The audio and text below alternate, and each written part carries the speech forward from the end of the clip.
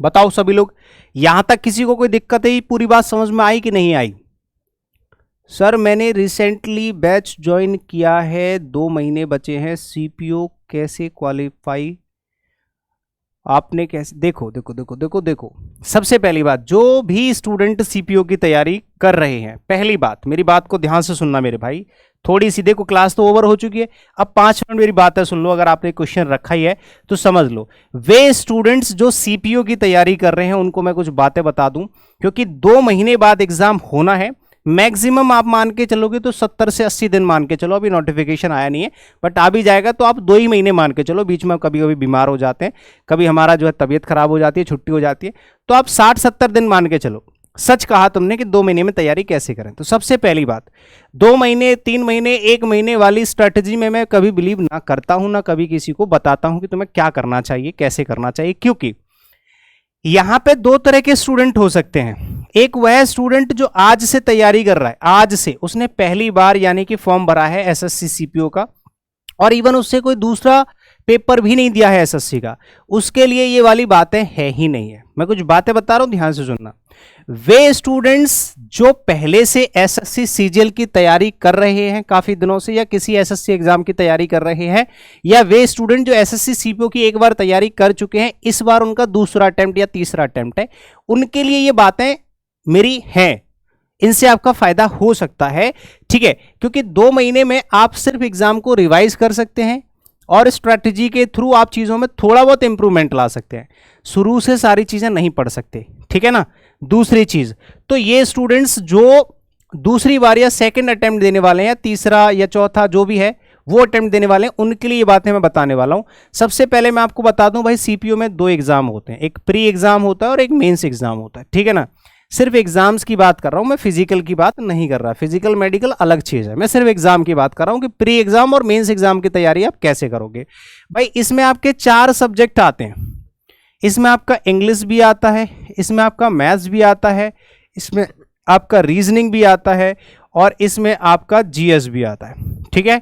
लेकिन जो mains exam होता है ना, इसमें आपके 100 क्वेश्चन यानी कि 200 नंबर, 100 क्वेश्चन यानी कि 200 नंबर की सिर्फ और सिर्फ इंग्लिश आती है। यानी कि आपको मेरी बातें सुनना बहुत जरूरी है, क्योंकि मैं, पहली चीज जो आपने बोला कि सर आपने 50 में से 50 सीपीओ में बनाए हैं 2019 में, तो वो कैसे बनाए, क्या स्ट्रैटेजी रही थी? कोई स्ट्रैटेजी नहीं है, एक टीचर अपने एक्सपर्ट, जो अपने सब्जेक्ट में एक्सपर्ट होता ही है, तो कोई बड़ी चीज नहीं है। अब उस चीज को आप अपने अंदर कैसे ला सकते हैं, आप एक सब्जेक्ट में कैसे एक्सपर्ट बन सकते हैं, या चारों सब्जेक्ट में कैसे एक्सपर्ट बन सकते हैं, यहां पे एक्सपर्ट बनना ही पड़ेगा, क्योंकि जो दूसरा एग्जाम है, जो आपके सिलेक्शन का सबसे बड़ा कारण है, वो तो सिर्फ एक ही सब्जेक्ट को लेके है, यानी कि सिर्फ इंग्लिश लैंग्वेज ही आपको पढ़नी है, तो आपको एक मास्टर बनना ही पड़ेगा, इंग्लिश पढ़नी ही पड़ेगी, एक ही सब्जेक्ट से सबसे ज्यादा प्यार करना पड़ेगा, मतलब 80% आपको इंग्लिश को ही देना पड़ेगा अपना टाइम। समझना मेरी बात को, अगर आपने प्री क्वालिफाई कर लिया है तब तो 100% आपको इंग्लिश को ही टाइम देना है, समझ गए? तो वे लोग जिनकी इंग्लिश अच्छी है या इंग्लिश में इंटरेस्ट है, उन लोगों के लिए सीपीओ, और उनका फिजिकल मेडिकल अच्छा है, तो सीपीओ बहुत अच्छी जॉब है एसएससी के अंदर। अब 200 नंबर की इंग्लिश आपको कंप्लीट करनी है और 50 नंबर की इधर भी कंप्लीट करनी है। 50-50 नंबर का मैथ्स, रीजनिंग, इंग्लिश और जीएस आते हैं, और 200 नंबर की सिर्फ इंग्लिश मेंस में आती है। अब आप करोगे क्या कि 2 महीने में सर क्या करेंगे? देखो मैंने बता दिया, फ्रेशर्स के लिए तो ये है नहीं, है ना? जो लोग थोड़े बहुत तो पहले पढ़ चुके हैं उनके लिए ये बात है। तो आपको करना क्या है, सबसे पहले जो भी चीजें आपने बेसिक से पहले कभी पढ़ी हैं उनको चैप्टर वाइज बिल्कुल मत पढ़ो, चैप्टर वाइज रिवीजन भी मत करो, पहले रिवीजन मत करो। मैं आपको तरीका बता रहा हूं, 2 महीने में इसी तरह से तैयारी होती है, क्योंकि आपके पास चारों सब्जेक्ट है प्री के लिए। भाई 2 महीने में आपको प्री देना है, उसके बाद मेंस देना है, तो मेंस के लिए तब भी आपके लिए टाइम बच जाएगा, उसमें अच्छे से रिवीजन कर सकते हैं। बट प्री क्वालिफाई करने के लिए आप चैप्टर वाइज बेसिक बिल्कुल मत पढ़ो। कहने का मतलब बेसिक तो आपके क्लियर होने चाहिए, इसका मतलब ये नहीं कि बेसिक आपको आना नहीं चाहिए ऐसी क्वालिफाई हो जाएगा, बिना बेसिक के तो क्वालिफाई नहीं होगा। लेकिन बेसिक चीजों को पढ़ने के लिए समय नहीं है, इसका मतलब फिर तुम्हें 2025 के लिए तैयारी करनी पड़ेगी, ठीक है ना? हाँ जी, तो बेसिक पढ़ना नहीं है, सिर्फ रिवीजन, और रिवीजन का भी तरीका बदलो। कैसे? आपको किसी भी सब्जेक्ट को उठाओ, चैप्टर वाइज रिवीजन की जगह आप एक काम करो, चैप्टर वाइज क्वेश्चंस लगाना स्टार्ट करो, चैप्टर वाइज क्वेश्चंस लगाना स्टार्ट कर दो। जैसे कि मैं एग्जांपल लेता हूं, मुझे नाउन पढ़ना है, 8 घंटे का चैप्टर है, तो मुझे करना क्या होगा, क्या मैं 8 घंटे के चैप्टर को रिवाइज करूं? अगर करना चाहते हो तो कर लो, कोई बड़ी बात नहीं है। आप अगर आधे घंटे में पूरे चैप्टर को रिवाइज करना चाहते हो तो कर लो, अगर हो जाए तो। इससे ज्यादा टाइम दोगे तो नहीं, फिर मैं सलाह नहीं देता आपको। मैं इतना कहूंगा कि 100 से लेके 200 क्वेश्चन मिनिमम है, ये मैक्सिमम आपकी मर्जी है। 100 से लेके 200 क्वेश्चन, 150, 100 से ऊपर होने चाहिए। 200 क्वेश्चन का आप हर चैप्टर का टारगेट करो और इसमें आपका स्कोर बनना चाहिए 80% मिनिमम। अगर 80% से कम आ रहा है तो उन्हीं चीजों पे काम करो जो आपको आपके क्वेश्चंस को गलत करें। जैसे मैंने कहा कि 80% नहीं आया सर, मेरा तो 60% आया, तो 60% में जो 40% आपके क्वेश्चंस गलत हुए हैं, इनका प्रॉपर एनालिसिस करो भैया। इनका क्या करोगे, प्रॉपर एनालिसिस करो कि ये 40% क्वेश्चन क्यों गलत हुए हैं। इसी के साथ साथ एक और जबरदस्त काम करना है आपको। अगर आप कमी नहीं छोड़ना चाहते, आपको अगर एक एक नंबर से प्रेम है ना, तो आपको मैं एक और सलाह दूंगा कि जो 60% वाला पार्ट है ना भाई, इसको भी एनालिसिस किया करो।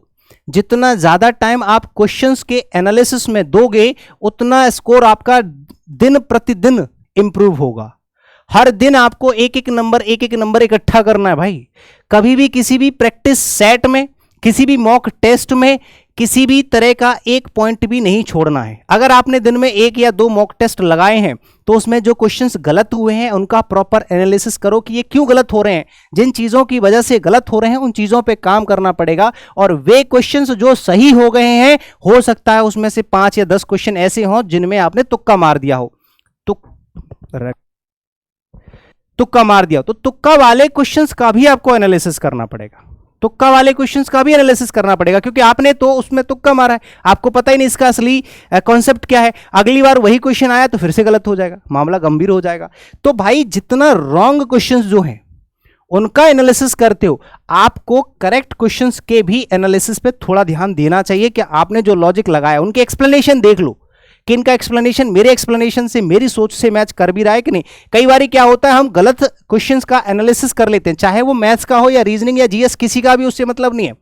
आपने गलत क्वेश्चन का एनालिसिस कर लिया कि ये इस वजह से गलत हुआ, लेकिन जैसे ही आपने उसका नंबर बढ़ाया अगले मॉक टेस्ट में, आपका एक नंबर फिर से घट गया। कौन सा वाला?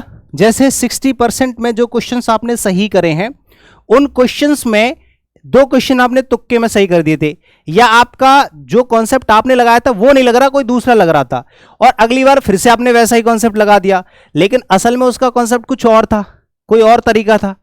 समझ गए? तो पिछली बार तो चलो तुक्के में सही हो गया, इस बार वो कम हो गया, और इस बार जो आपने मार्क बढ़ाए अपने वो उधर से कम हो गए। इसीलिए जो गलत क्वेश्चंस हो रहे हैं उनका एनालिसिस, और जो सही क्वेश्चंस हो रहे हैं उनके एक्सप्लेनेशन का एक ओवरव्यू लेके उनका भी एनालिसिस।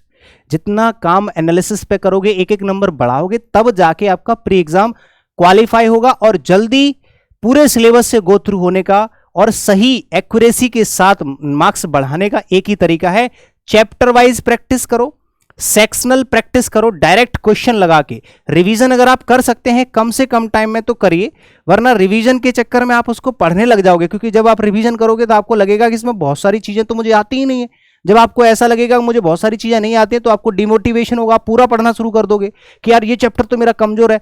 लेकिन ऐसा आपको नहीं करना, उतना टाइम आपके पास नहीं है। आपको चारों सब्जेक्ट पढ़ने हैं, 2 महीने का टाइम है, आप सिर्फ प्रैक्टिस करिए, क्योंकि प्रैक्टिस के जो क्वेश्चंस होते हैं उसमें वही चीजें होती हैं जो आपके 80% एग्जाम से रिलेट करती हैं।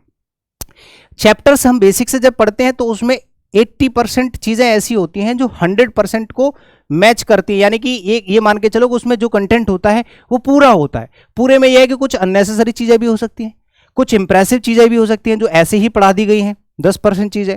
तो हमें सारी चीजों में अपना टाइम देना नहीं चाहिए एग्जाम टाइम पे। अगर आपके पास 6 महीने, 8 महीने, 10 महीने का टाइम है तो आप शुरू से ही पढ़ो। मैं वही चीज आपको बोलूंगा फिर से। अगर आप 2025 वाला देना चाहते हैं सीपीओ, आज से तैयारी करना शुरू करना चाहते हैं, तो एक एक सब्जेक्ट को अच्छे से 0 से लेकर के पूरी तरह से पढ़ो, फिर बीच में आधे टाइम में रिवीजन करो, फिर प्रैक्टिस करो, फिर सेक्शनल प्रैक्टिस और मॉक टेस्ट लगाओ। 1 साल या 10 महीने में आपका जो एग्जाम होता है वहां तक आपकी तैयारी 100% हो जाएगी। ऐसे ही आपका जैसे ही प्री क्वालिफाई होगा तो मेंस में भी आपको यही पैटर्न अपनाना है, जितना जल्दी हो सके। जैसे फिजिकल मिल जाता है बीच में, तो उसमें क्या होता है, टाइम मिल जाता है बच्चों को मेंस के लिए, तो 2 से 3 महीने का टाइम आपको इसमें भी मिल जाता है। 2 महीने का तो एटलीस्ट मिलता ही मिलता है। है ना। तो इसमें अच्छे से आपकी इंग्लिश की तैयारी हो सकती है। इसमें मैं आपको कहूंगा कि भैया 30 दिन में क्या करोगे आप, 30 दिन में पूरी ग्रामर को रिवाइज कर डालो। ठीक है, पूरी ग्रामर को रिवाइज कर डालो, चैप्टर वाइज क्वेश्चंस लगा दो, 100 200 जितने आप लगा सकते हैं, 30 दिन में हो जाता है, मैंने किया है।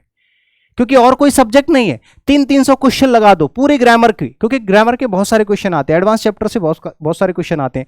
उसके बाद तो फिर आप सेक्शनल प्रैक्टिस लगाओ दम भर के, 2 महीने 1.5 महीने जितना टाइम आपको मिलता है सेक्शनल प्रैक्टिस लगाओ, एरर लगाओ, इंप्रूवमेंट लगाओ, और वोकैबुलरी लर्निंग वाली 30 दिन के साथ लेके चल सकते हैं, क्योंकि एक ही सब्जेक्ट है, आप आराम से पढ़ सकते हैं।